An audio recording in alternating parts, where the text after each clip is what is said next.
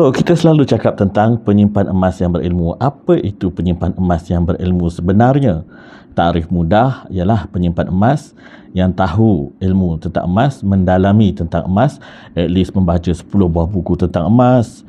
Jadi dia mahirlah dalam bidang emas. Jadi dia tahu memfungsikan emas. Jadi itulah penyimpan emas yang berilmu.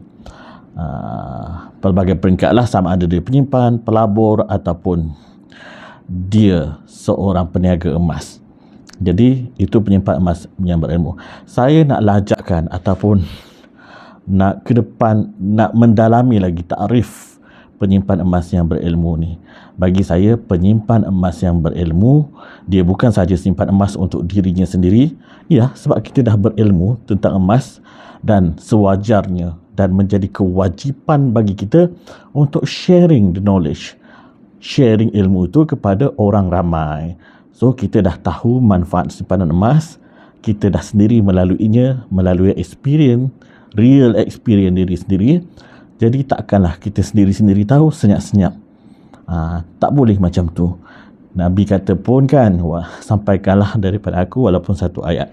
Itu menunjukkan bahawa bila kita ada satu ilmu, kita jangan kedekut bahawa ilmu tu untuk diri kita saja. Kita tahu simpan emas tu bermanfaat, baik, melindungi nilai duit kita, kita je simpan. Taklah orang lain simpan, orang tak nak bersedia, tak apa. Kita je simpan. Jadi itu bukanlah penyimpan emas yang berilmu. Penyimpan emas yang berilmu, mereka akan memberi manfaat kepada orang lain juga. So, bila dia dah tahu tentang ilmu emas, dia akan bersemangat. Jadi guru emas yang aktif, sebarkan ilmu emas kepada orang ramai. Jadi itulah takrifan guru emas yang berilmu bagi saya. Jadi macam mana ya? Simpan emas ni memang bermanfaat for long term ya. Harga emas naik dan fungsi asasnya adalah melindungi nilai duit kita. Maksudnya selalu yang kita ulang-ulang, bila kita ada simpanan for long term, jangan biarkan ia dalam bentuk wang tunai semuanya. Jadi sebahagian besarnya convert, tukarkan jadi emas supaya nilai duit kita itu dilindungi. Kalau tak, duit hanya memegang angka tetapi emas memegang nilai. So itu kita dah tahu. Jadi itu manfaatnya, besar manfaatnya dan pelbagai fungsinya emas ni. Jadi apa lagi penyimpan emas yang berilmu ni? Maksudnya yang macam saya tadi, dia bukan saja simpan emas untuk diri dia, dia sebarkan ilmu emas. Jadi di samping jadi dah alang-alang menyebarkan ilmu emas kepada orang ramai itu, maka kita boleh jadi guru emas, jadi executive partner ataupun jadi peniaga emas juga. So kita dah ada ilmu emas, why not kita jadi peniaga emas? Tapi nak jadi peniaga emas tu macam mana? Modal mestilah besar kan, nak beli stok, pelbagai lagi lah, dengan keselamatan dia apa semua kena ambil kira. Jadi itu mungkin sukar bagi kebanyakan orang, terutama orang-orang biasa macam kita. Jadi yang paling mudah dan tak ada modal hangus, kita jadi ejen emas kepada syarikat-syarikat yang menawarkan konsep begitu. So contoh dekat KAB Gold ni, dia menawarkan konsep referral. Berbeza je kalau kita simpan emas sendiri-sendiri di institusi lain. Contoh di bank, ada orang kata beli emas digital di bank lebih murah, dan sekian-sekian, tapi ada banyak benda-benda yang tidak diselidiki lagi. Contohnya apa? Dekat bank itu mungkin ada charge simpanan, kemudian nak keluarkan emas fizikalnya, kos dia tinggi dan pelbagai lagi. Mereka tak pun galakkan kita untuk simpan emas fizikal, mereka hanya simpan emas digital saja. Tetapi berlainan bagi syarikat seperti KAB Gold ni, kita memang utamakan emas fizikal. Akaun simpanan emas kita pun adalah akaun emas fizikal, bukan digital. Tak ada istilah digital, akaun emas fizikal. Jadi apa dia? Jadi rahsianya mudah. Selain kita menyimpan emas, walaupun kita kata simpan emas dekat bank lebih cepat untung sebab spread lebih nipis, tetapi bersama dengan KAB Gold sebenarnya kita boleh cipta keuntungan lebih lagi. Sebab apa? Sebab kita berpeluang jadi usahawan emas. Itu yang menariknya. Itulah rahsia yang ramai orang tak tahu. Kadang-kadang dia membanding-bandingkan bahawa simpan emas di bank ni lebih murah emasnya, emas digital. Tak ada fizikalnya. Nanti jual pun secara online saja. Spread lebih rendah katanya. Lebih cepat untung. Buy low, sell high. Begitu saja. Tetapi kita dekat syarikat yang berkonsepkan referral ni, kita jadi guru emas, jadi mengajar orang tentang simpanan emas yang betul. Bukan sekadar buy low, sell high, tetapi mengajar orang supaya jadi penyimpan emas yang bermatlamat. Begitu. Jadi, bila kita ajar orang, KAB Gold bagi kita insentif. KAB Gold bayar kita upah. Sebab apa? Konsep referral yang saya katakan tadi, maksudnya bila kita bukan promote, ajar orang cara nak simpan emas dengan betul, gunakan saluran KAB Gold, sama ada belian emas fizikal terus ataupun belian melalui Uncak Emas Plus ataupun Uncak Perak. Maka bila kita ajar orang sekali, orang dah tahu, orang beli sendiri, kemudian kita pun beli sendiri, kita dapat insentif yang KAB Gold bayar. Jadi semakin ramai orang yang kita bimbing, semakin berpotensi, semakin banyak, semakin berpotensilah kita boleh menjana keuntungan sebagai peniaga. Maksudnya kita tak mampu nak buka kedai emas sendiri. Syarikat emas perlukan modal yang besar, kawalan security, peti besi, nak letak jongkok emas tu kan. Semua tu kita tak perlu fikir, itu KAB Gold yang fikir. Kita hanya jadi partner, executive partnernya. So tugas kita educate orang ramai jadi penyimpan emas yang berilmu, ajak mereka menyimpan emas bersama KAB Gold, beli emas, jual beli emas bersama KAB Gold. Ajar dia sekali, ini cara-cara dia, e-book ada, video ada, mereka pun beli sendiri. Kemudian kita ajar mereka supaya jadi penyimpan emas yang bermatlamat. Mereka pun jadilah gold saver yang berilmu. Jadi itulah maksud saya penyimpan emas yang berilmu, iaitu penyimpan emas yang bukan sekadar simpan emas untuk diri sendiri, tetapi ia juga menjadi guru emas. Jadi executive partner, ajak orang lain, sebarkan ilmu emas kepada orang ramai. Kemudian dia dapat insentif atas usaha dia tu daripada syarikat yang dia jadi ejen tu. Contoh macam kami di KAB Gold. So begitulah. So sebenarnya konsep begini sebenarnya lebih menguntungkan daripada kita simpan bank sendiri-sendiri yang kononnya harga lebih rendah, spread lebih rendah. Dan kami juga ada community, circle yang sering kami selain berjumpa secara online, buat kelas-kelas emas. Jika kita simpan emas dengan bank, ada tak benda tu berlaku? Jadi inilah perbezaannya antara kita simpan sendiri-sendiri kat bank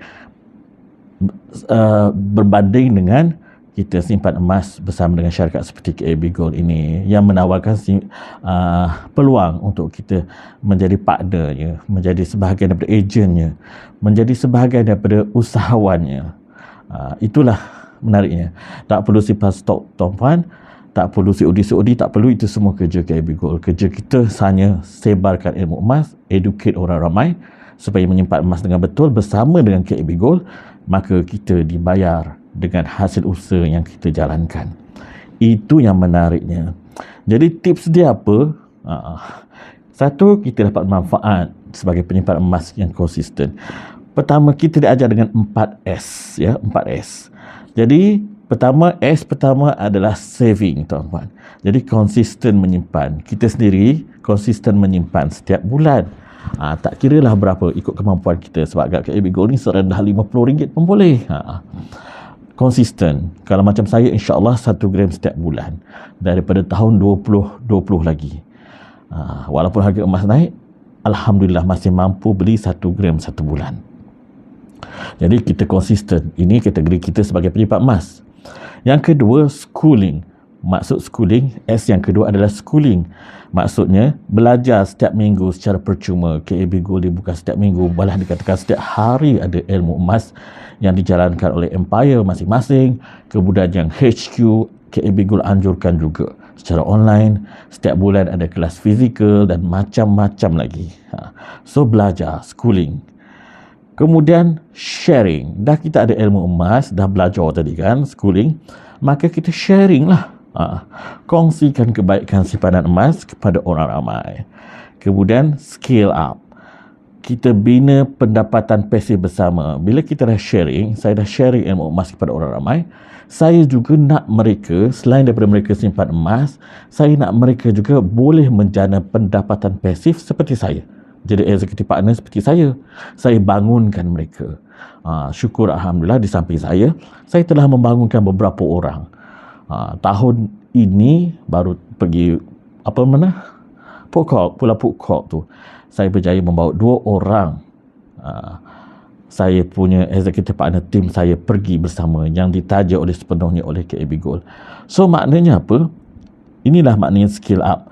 So gold saver yang saya bimbing, saya pun akan cuba mempengaruhi ke istilahnya.